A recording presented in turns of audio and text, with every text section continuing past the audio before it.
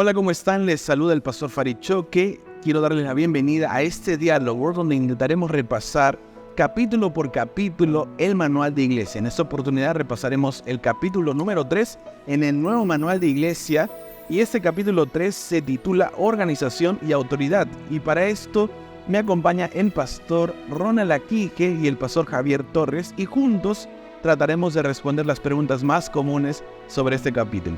Empezamos.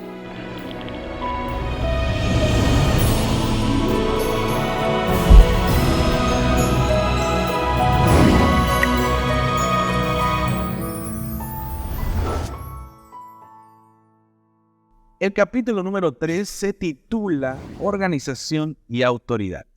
La primera pregunta que podríamos nosotros responder tiene que ver si es que hay alguna base bíblica para poder organizarnos como iglesia, ¿no? Como alguna institución. Pastor Javier, ¿hay alguna base bíblica que podría justificar esta organización?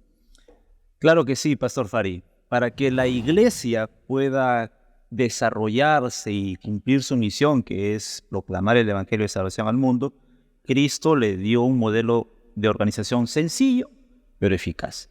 Y el manual de iglesia, en la página 26, nos dice lo siguiente: cuando Dios llamó a los hijos de Israel de Egipto y los escogió como su pueblo peculiar, les dio un impresionante sistema de organización para gobernar sus acciones, tanto en asuntos civiles como en los religiosos. Y podemos encontrar algunos pasajes, pastor. Está el libro de Deuteronomio, el capítulo 1, versículo 15, el libro de 1 Corintios 12, 18, Romanos 12, 4 y 5. Mas hay un modelo que nosotros encontramos que está en el manual de iglesia y menciona lo siguiente: Dios era el centro de la autoridad y del gobierno, el soberano de Israel. Moisés se destacaba como líder visible, designado por Dios para administrar las leyes en su nombre. Posteriormente escogió de entre ellos ancianos de las tribus, un consejo de 70 para que asistiera a Moisés en la administración de asuntos generales de la nación. Enseguida venían los sacerdotes, quienes consultaban al Señor en el santuario. Había jefes o príncipes que gobernaban sobre las tribus. Bajo estos había jefes de millares, centenas, 50 y 10. Y por último, funcionarios que podían emplear las tareas especiales. Eso quiere decir, pastor, que la palabra de Dios nos orienta que Dios le dio un diseño de organización que nos permite poder cumplir la misión como iglesia. Muy bien, es interesante cómo Dios permitió que el pueblo de Dios se organizara de manera estructural para que pueda así administrarse de una mejor manera. Ahora la pregunta que viene es, en este modelo de organización, ¿o cuál sería el modelo de gobierno que tiene la iglesia? Hay muchas diferencias con otras denominaciones. Tal vez, pastor, podrían repasarnos un poco cómo se gobiernan otras iglesias y cuál es el modelo que tenemos nosotros como Iglesia Adventista del Séptimo Día. Por supuesto, Pastor Farid, mientras nosotros revisamos esto, nos damos cuenta cuán inspirado en la Biblia es el modelo que tiene nuestra iglesia.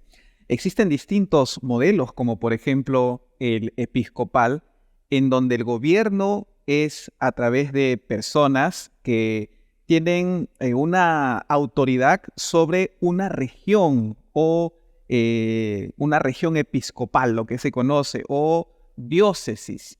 Y el gobierno no está en las personas que asisten a las iglesias, sino en aquel que tiene el gobierno sobre un sector.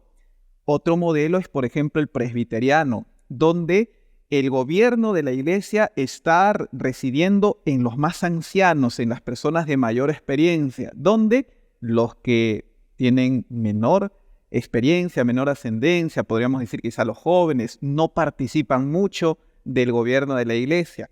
Está el tipo sinodal, donde a través de asambleas o sínodos se toman decisiones. Sin embargo, el problema también viene en la composición de ese sínodo. ¿Quiénes lo conforman? A veces eso no representa a toda la iglesia. Está el modelo papal, que es conocido, donde la autoridad principal está sujeta en una sola persona. O, por ejemplo, también el modelo congregacional, que es difícil, que hace difícil mantener la unidad, porque en una congregación, si reside el total poder, nos imaginamos una congregación aquí de Lima, con otra allá en Buenos Aires, con otra allá en Europa, y cada quien con la potestad de tomar sus propias decisiones, decidir en qué creen y todo, no sería posible una iglesia unida. Entonces, en la Biblia nosotros encontramos que el modelo para el gobierno de una iglesia debe de ser representativo, donde pueda estar autoridades, la iglesia representada a través de la hermandad. Y en el libro de Hechos, capítulo 15, versículo 23, nosotros encontramos la resolución de un problema a través de un concilio denominado el Concilio de Jerusalén. Y dice allí, donde se dio esta orden, que la autoridad de la iglesia residía en, dice, los apóstoles, los ancianos y los hermanos. Y es interesante que este grupo se reunió para tomar un acuerdo. En el versículo 28 dice, pues ha parecido bien al Espíritu Santo, siempre con la guía del Señor.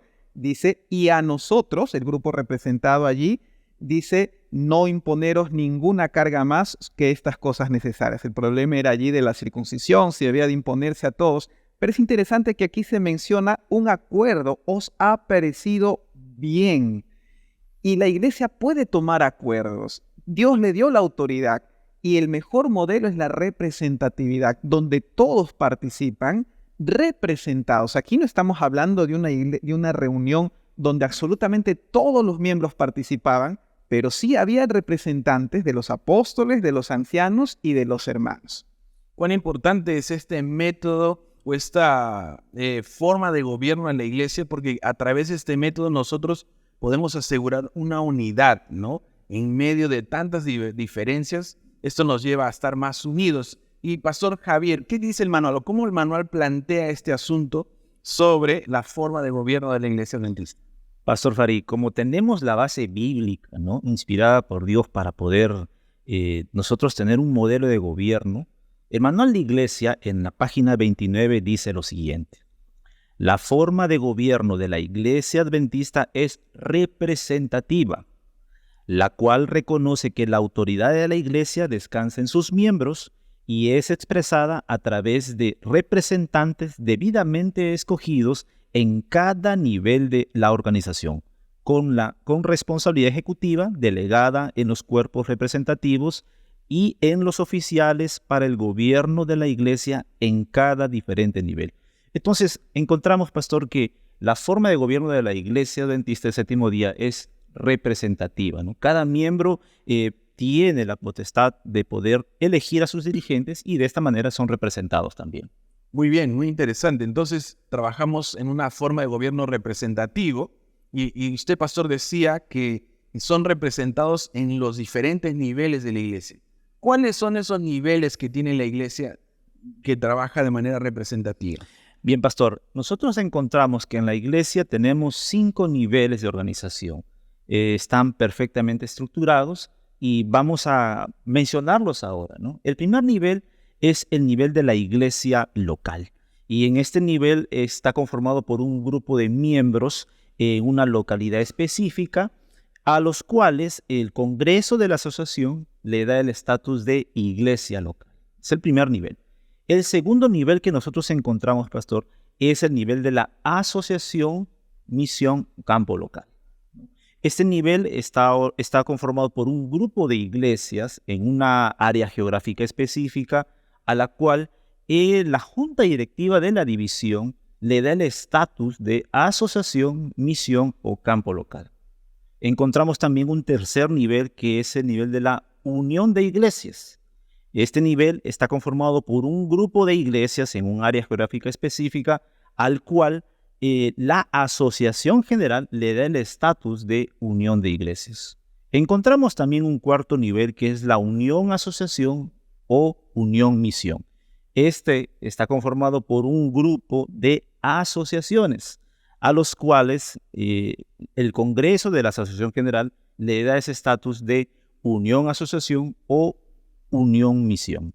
Y finalmente, en el quinto nivel está el nivel de la Asociación General y sus divisiones. Esta representa la expresión mundial de la iglesia. Las divisiones son, vamos a decir, las oficinas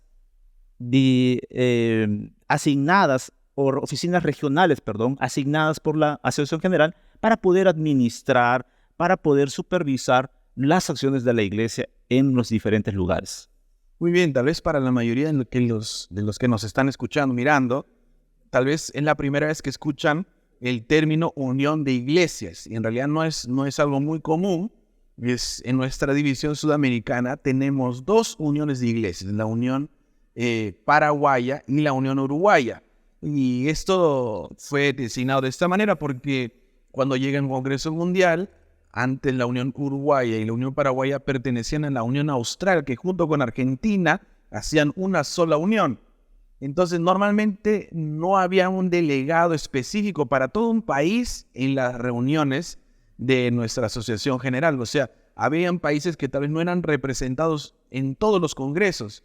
Por eso la división tomó la decisión hace unos años de dividir la Unión Austral y dejar la Unión Argentina, la Unión Uruguaya, que terminó siendo, junto con la Paraguaya, una unión de iglesias. Ahora, Pastor Ronald Aquije, en esta estructura que nosotros encontramos, ¿cuál sería, o tal vez no sé si Pastor Javier, cuál es la autoridad máxima? Entonces, si tenemos estos niveles, ¿cómo encontramos la autoridad máxima de la iglesia? Bien, pastor, justamente la autoridad máxima reside en la representatividad de todas las iglesias del mundo. Y nosotros hablamos de que después de Dios, de su palabra, que es la que nos da a nosotros el principio supremo general, y conforme allí a la doctrina enseñada, la reunión de la iglesia en su junta, en su reunión general, a través de todos los representantes, es la máxima expresión de autoridad de la iglesia representada. No obstante, cuando nosotros hablamos de la representatividad, también entendemos de que la iglesia local tiene el grande poder al escoger a sus representantes de su propia iglesia, también de poder tomar las decisiones que le corresponden a la dirección que ellos plantean tener en el aspecto evangelístico y todo. Si nosotros hablásemos esta pregunta, podemos responderla de los dos lados, ¿no? Si nosotros habláramos de la gobernanza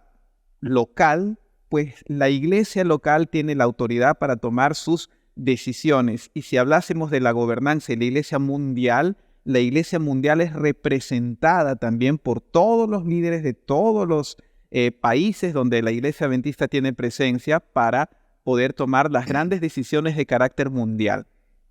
Muy bien, muy interesante. ¿Y cómo lo presenta esto el Manual de Iglesia, Pastor Javier? Pastor, en este marco de la representatividad que tiene la iglesia, el Manual de Iglesia en la página 32 menciona lo siguiente. En la iglesia hoy, la Asociación General, al sesionar en Congreso Mundial y su junta directiva en los intervalos entre congresos, es la más alta autoridad o unidad organizacional en la administración de la obra mundial de la iglesia. Ahora, acá hay un detalle interesante que nos muestra el manual, pastor.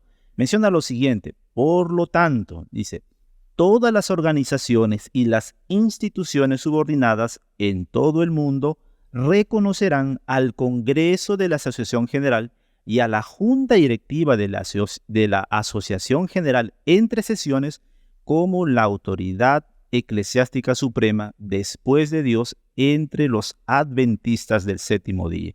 Pastor, entonces nosotros encontramos aquí que la iglesia está representada y la más alta autoridad en la iglesia pues está en las sesiones del Congreso Mundial, precisamente cuando la iglesia está mejor representada también. Muy bien, interesante. Algunos podríamos pensar que la máxima autoridad es una persona, pero el Manual de Iglesia nos deja claro que no es una persona, sino que es la junta directiva o el Congreso Mundial de nuestra iglesia. Muy bien, tal vez solo para terminar este capítulo, a veces dentro de esta estructura encontramos algunas divergencias, algunos impases que necesitamos solucionar. ¿Qué nos recomienda el Manual de Iglesia? Como ahora pensando en una estructura, en una organización, ¿qué nos recomienda cuando hay este tipo de discrepancias o divergencias? Pastor, es muy interesante esto, ¿no? Porque como somos una iglesia mundial, con diferentes culturas, ¿verdad? Y la organización tiene el propósito de poder mantenernos unidos, eso tampoco impide que puedan haber divergencias.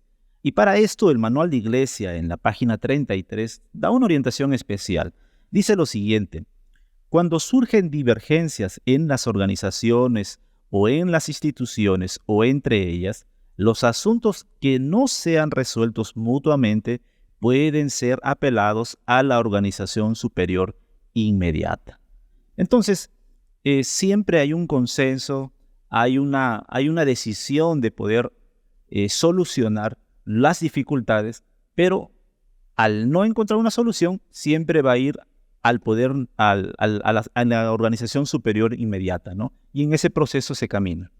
Muy bien, quiere decir que los niveles de la iglesia son importantes también para solucionar problemas. Así es, pastor, quizá podemos añadir que la organización de la iglesia no está hecha para colocar complicaciones, para colocar cercos. Hay personas que cuando escuchan la palabra organización se les viene a la mente, aquí se me viene una imposición humana, ¿no? Se nos colocan esto porque se van a plantear cargas para la iglesia, cargas para la gente. Y en realidad vale decir lo que también el manual de iglesia menciona en la página 28, que la iglesia adventista del séptimo día ha sido organizada con el propósito de cumplir la misión. Y eso significa que nuestro objetivo de ser un cuerpo unido, organizado, de mantenernos, podríamos decir, con un cuerpo que tenga bien identificados sus raíces en todo lugar del mundo, es el cumplimiento de la misión. Es que así nos mantenemos unidos, sólidos doctrinalmente, cumpliendo también la misión, y no hay otro propósito sino el aspecto misionero. Muy bien.